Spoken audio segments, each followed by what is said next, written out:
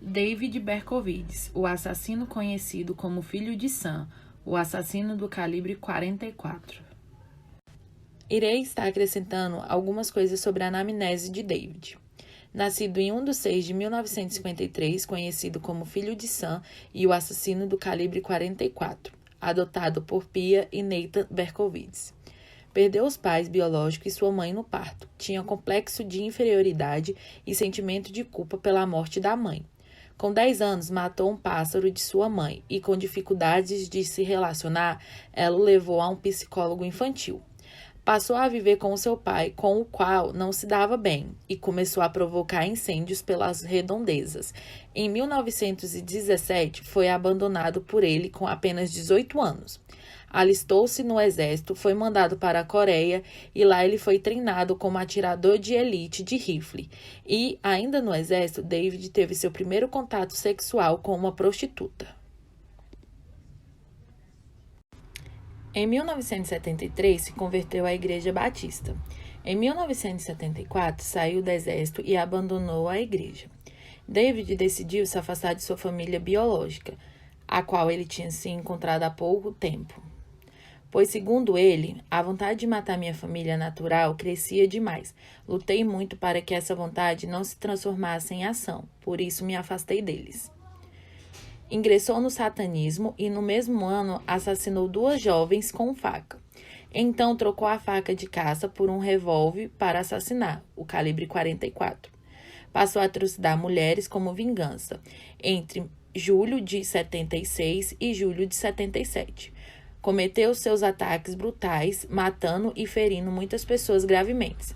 A partir dos retratos falados, autoridades conseguiram verificar semelhanças das atrocidades.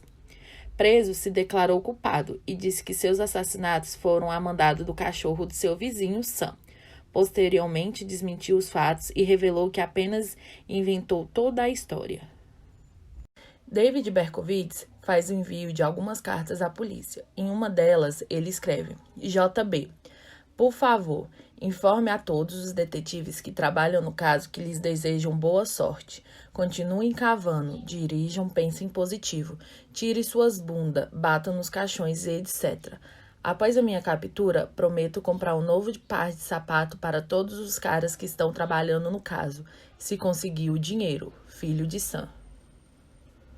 David escreve outra carta. Estou profundamente chateado por você me chamar de odiador de mulheres. Eu não sou, mas sou um monstro. Eu sou filho de Sam. Eu sou um pirralho. O pai do escritor, Sam, fica bêbado. Ele fica malvado. Às vezes bate na família. Ele me localiza no fundo da casa. Outras vezes ele me tranca na garagem. Sam adora beber sangue. Saia e mate o pai Sam. Atrás de nossa casa um pouco de descanso, principalmente com cabelos jovens e abatidos. Seu sangue drenado, apenas os ossos agora. Papa Sam também me mantém trancado no sótão. Não consigo, mas olho pela janela do sótão e vejo o mundo passar. Eu me sinto estranho. Estou em uma onda diferente de todos. De acordo com os estados de consciência estudados em aula, podemos tirar a conclusão de que a consciência possui suas alterações normais e outras que não são consideradas normais, que também são divididas em quantitativas e qualitativas. No caso de David Berkowitz, foi analisado somente alterações qualitativas, e chegamos à conclusão de que David possui alterações, primeiramente no estágio segundo, que geram uma diferenciação na personalidade de David quando descobre a adoção aos 10 anos de idade. E isso cria um choque emocional ao descobrir que sua mãe biológica havia morrido no seu nascimento. Isso também gera a David o hábito de vagar pelas ruas de Nova York sem destino e comportando-se de forma impulsiva. Outra alteração qualitativa é a dos estados crepusculares. David entra em um culto satânico e passa a fazer uso de entorpecentes, ocorrendo uma transição do campo da consciência. Ele também sofre violência, porém não é muito claro de onde vem essa violência, e isso pode ter causado algumas lesões cerebrais a David, que geraram nele certas amnésias e ocorrência de ataques epiléticos. Nas alterações da atenção, em nossa análise, David apresentaria sintomas de hiperprossexia, hipoprossexia e tenacidade. A hiperprossexia se deve ao motivo dele possuir um desejo incontrolável de matar mulheres de cabelos longos e escuros durante a madrugada.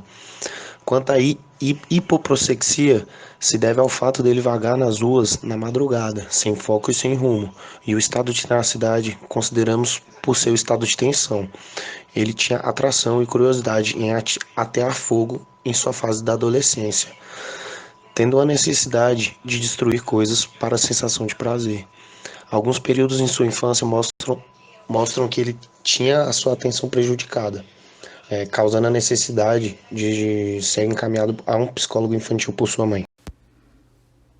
Alterações da orientação. Ele apresentava uma desorientação delirante pelo fato dele dizer que recebia ordens do cachorro do vizinho, o filho do Sam.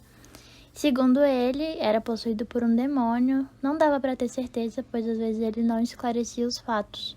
Assim, voltando ao estado psíquico da orientação, sendo uma dupla orientação.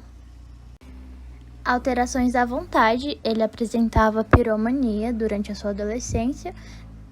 Logo após a morte da sua mãe, ele mudou com seu pai para o Bronx. E como passatempo, ele provocava incêndios pelas redondezas, ateava fogo em prédios, em carros. Apresentava a poriomania também na sua infância, quando ele começou a criar um hábito que acabou acompanhando ele por muito tempo. Ele costumava andar sozinho e vagar sem rumo durante as noites em Nova York. Sexta etapa: alterações da afetividade.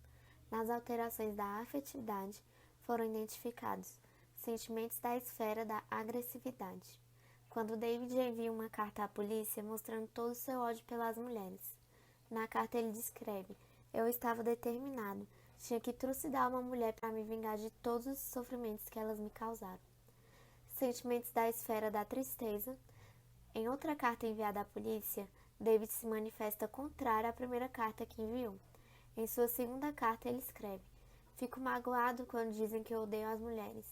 É mentira, mas eu sou um monstro, eu sou filho de Sam. Durante o serviço militar, enviou cartas à Flórida, pedindo desculpas ao seu pai por seu comportamento desde a infância, e pedindo que ele esquecesse que havia tido um filho. Sentimentos associados ao perigo. David descobriu já velho que era adotado.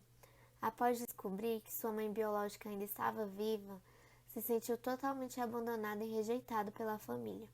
O pai de David também o abandonou quando se casou com uma nova mulher. Sétima etapa: alterações do pensamento.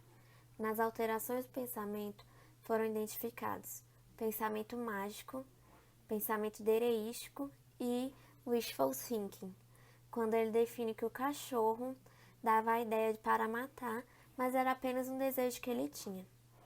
E o pensamento obsessivo.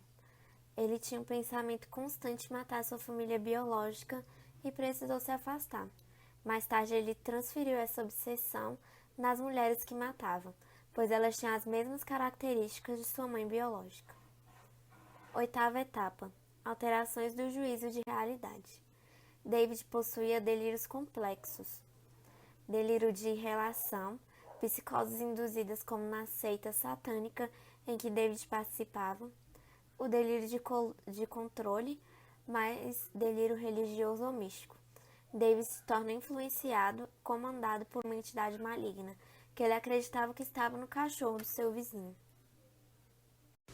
David chegou a ser diagnosticado com esquizofrenia paranoide, porém foi comprovado que ele não apresentava nenhuma insanidade, podendo ser julgado normalmente e condenado a 300 anos de prisão.